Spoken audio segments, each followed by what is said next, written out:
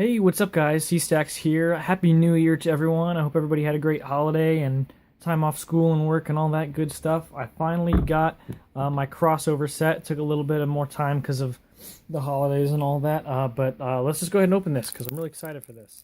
This is the last set of 2018, and I'm really excited for this. There's some really cool stuff in here. Let me find the little tab. Come on. Those are harder to find than others. Maybe if I just tear this off. There we go. That works.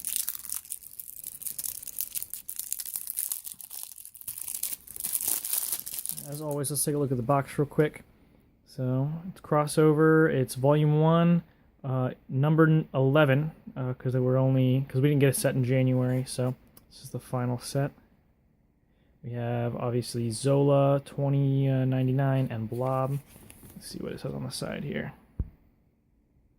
Come on. This final issue for Volume 1 of Versus System 2 PCG is comprised of a marvelous collection of additional content for your favorite Marvel teams. Included are 6 new main characters and 10 new supporting characters across 11 different teams, adding the perfect complement to your practically perfect decks. Alright, very cool. Let's just go ahead and get in there then.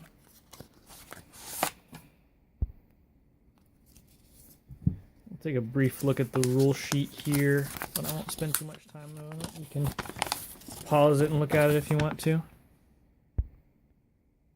So that this just breaks down all the teams that are in here: A-Force, Femme Fatale, Champions, Inhumans, Monsters, Leviathans, Shield, Hydra, Brotherhood, Spider Friends, and Sinister Syndicate. Explains how Arnim Zola works. Explains how Blob works. Goblin and Venom, Coulson, some of the supporting characters.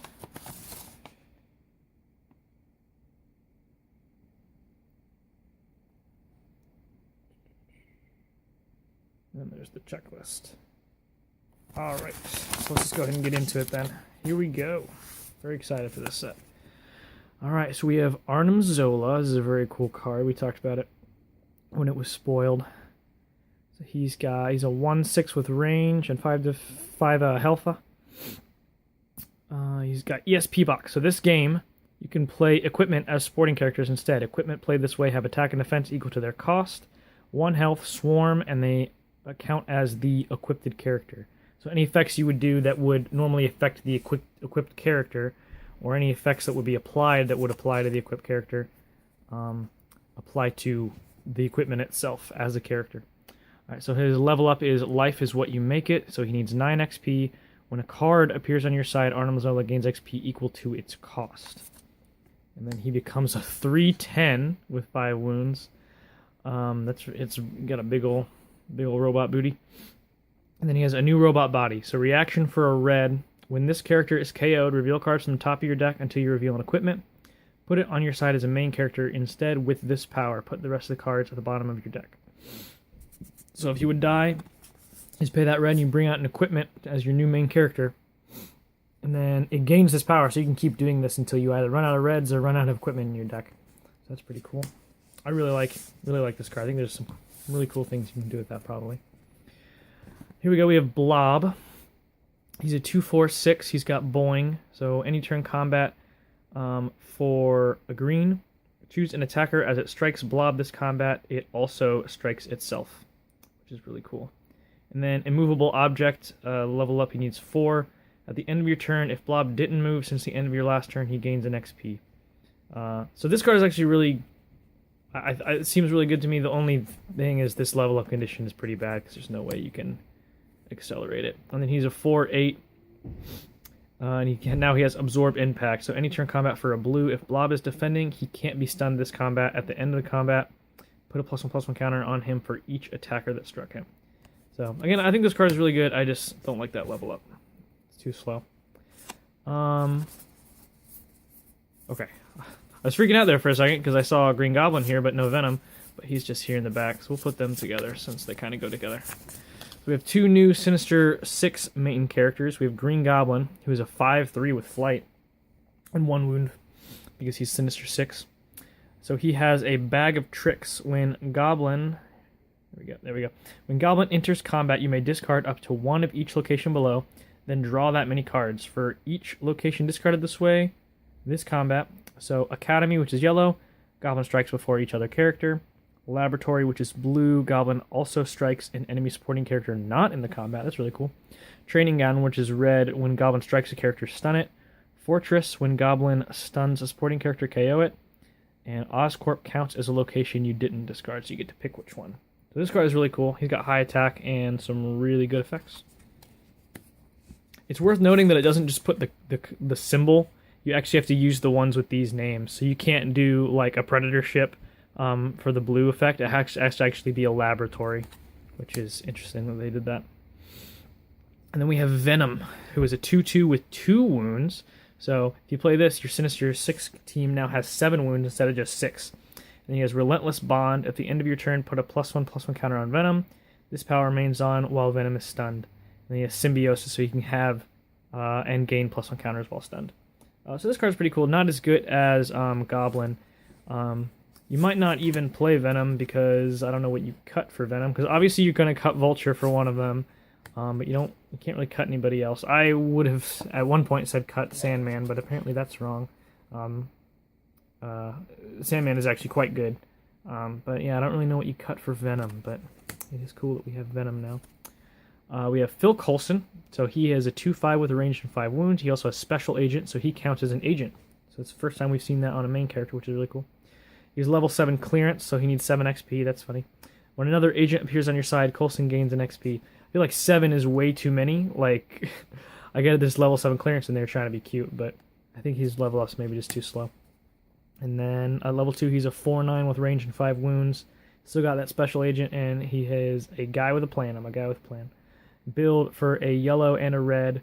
Draw a card for each face-up agent on your side, which is pretty good. I like drawing cards, but it seems expensive. I don't know why you need 2 colors to do that. It doesn't seem all that broken, but maybe I'm wrong.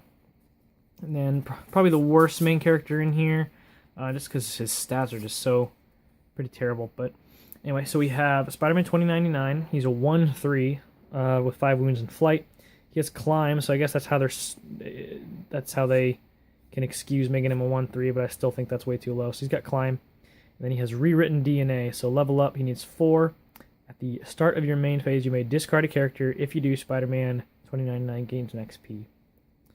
Again, that's another one that is probably too slow, because it happens at the start of your main phase, so it takes a minimum of 4 turns to do that. And then he's a level 2, he's a 3/6. This is, it's alright. He has Venomous Fangs. When Spider-Man 2099 enters melee combat, put 2 -1/-1 counters on each enemy character in the combat. I like that power. That's good. You don't have to pay anything for it. That just happens every time he's in melee combat. So that's good. But again, I don't like his stats. I don't like his level up. Alright, so now we're into the supporting characters. We have Black Ant. He's a 1-cost Hydra character. He's a 1/1 with 2 wounds. He's got Shrink, so when he's attacked the first time each turn, you may cancel it.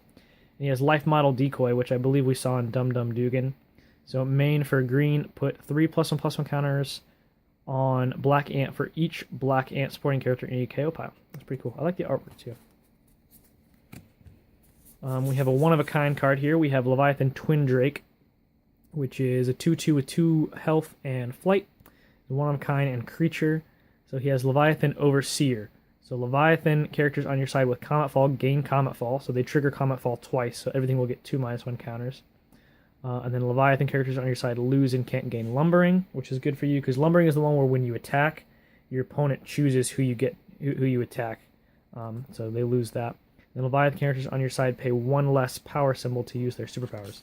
So that's really good. Really cool card. Alright, we have 1-drop Rhino for the Sinister 6 team. Sinister Syndicate, rather. He's a 5/4 and 1 wound. He's a 5/4 on 1, which is like the stats of like a 3 or 4 drop. He's solitary, so he can't team attack. Then he has Headlong Charge. When Rhino attacks a character in an enemy front row, that character may sidestep. If it does, remove it from the combat, and you choose a character in their back row as the new defender if able. So this is a pretty interesting card. He's huge for a 1-drop, obviously, but they put this Headlong Charge in as a way to kind of circumvent that. It's worth noting, though, that if you go first and you play this and swing in. Even if they don't have anybody in their back row that you can attack, they can still sidestep. So that's no good. So you want to make sure that no matter what, you're hitting somebody with this. It's pretty good counter to like solo, because you know they're gonna solo such a big card, and they're gonna have their main character up front probably and put solo in the back, try to protect him and get more value out of him. So this is gonna make them have to make some difficult choices to protect that if they want to. So it's a pretty cool card, and I really like the artwork. Here's another really good card. So we have 3-drop Ironheart. He's he or she? Is this a she? I don't know. I don't know anything about this character. Anyway, so Ironheart is a 3-drop 4/4 with 1 wound, flight, and range.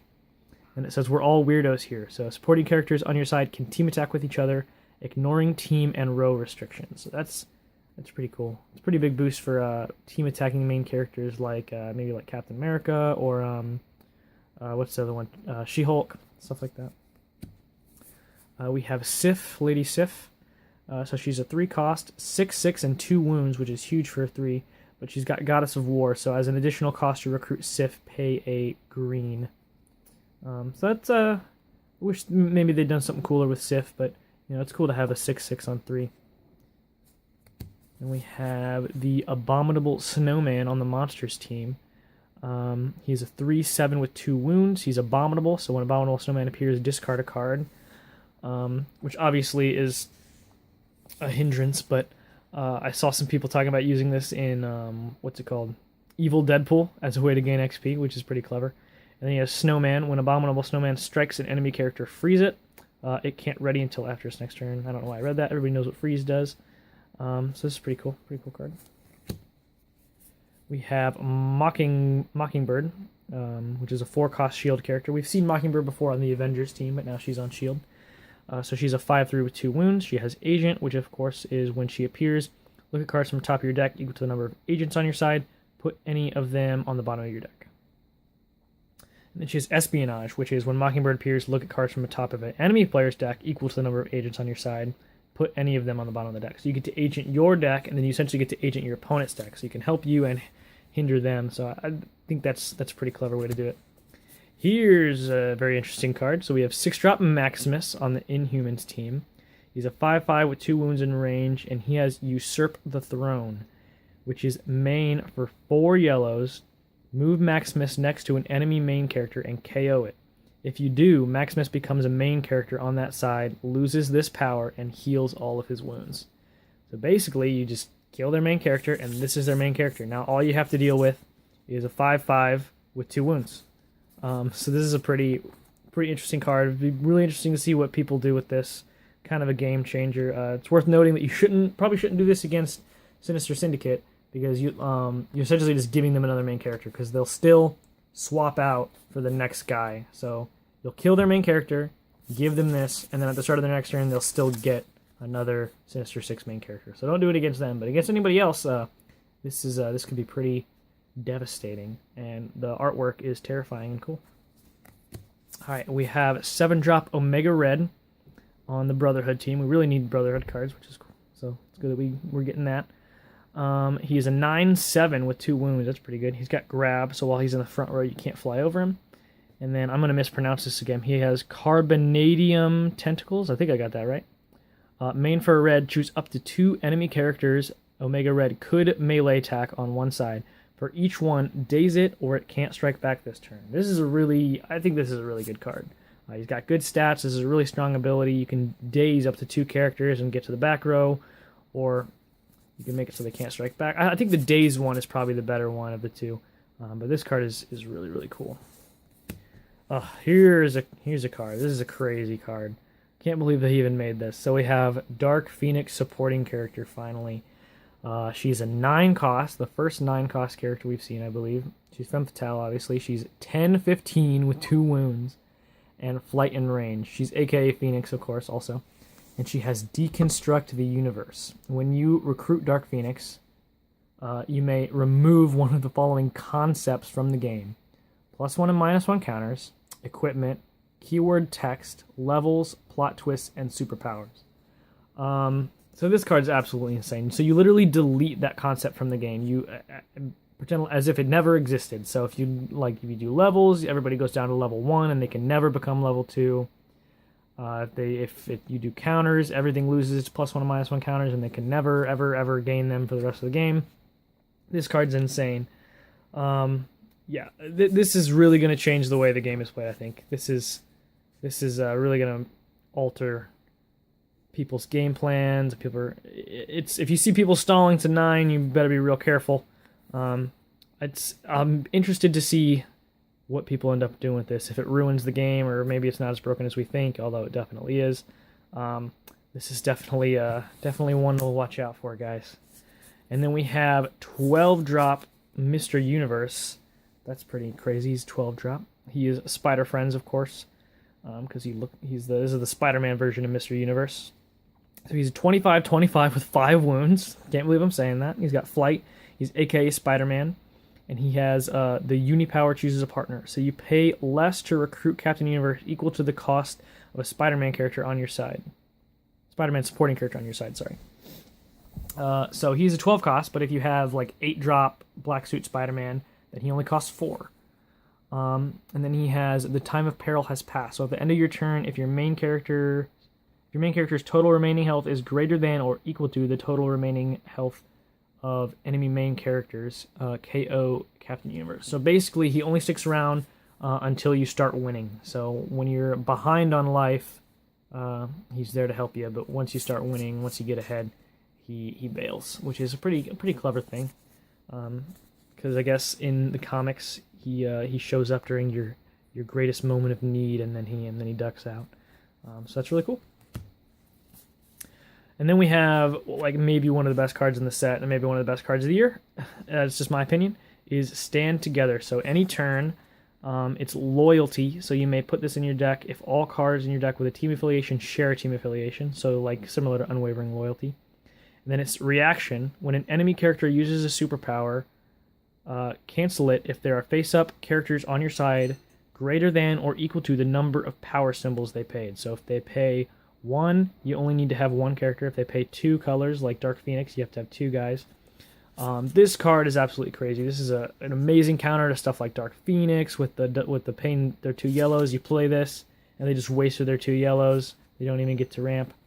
People have been asking for negates in the game for a while, and this card is incredible. Really, if you sit across from a mono deck, or you think you might be a mono deck, really be careful for this card. Man, this card is so good.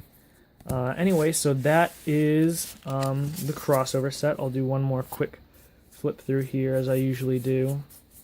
I also want to take a quick moment to apologize. I've really been slacking on my top 10 cards of 2018 video. I really wanted to get that out before the start of the new year, but clearly that didn't happen because I've just been so busy. I didn't get any time off from work for the holidays or anything like that, but I am working on those videos. Should have them out in the next week or so. I think I'm going to separate them into 2 videos this time. I'm going to do top 10 illustrated cards and top 10 photographic cards, so you can look forward to that in the coming days. Anyways, thank you guys for watching, and I'll see you guys next time. Bye.